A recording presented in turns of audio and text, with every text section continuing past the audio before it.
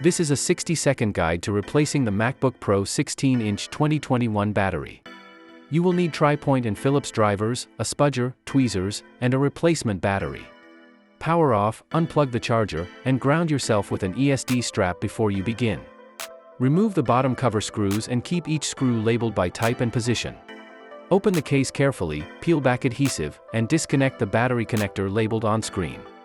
Remove the battery mounting screws and slowly stretch the adhesive tabs to release each cell safely.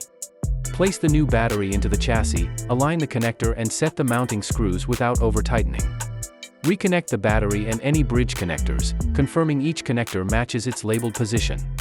Reinstall the bottom cover and return each screw to its labeled location in order. Power on and open system information to check battery health. Observe the before and after screenshots displayed now.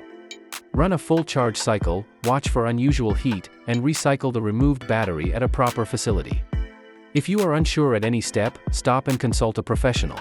For parts lists and photos, check the description.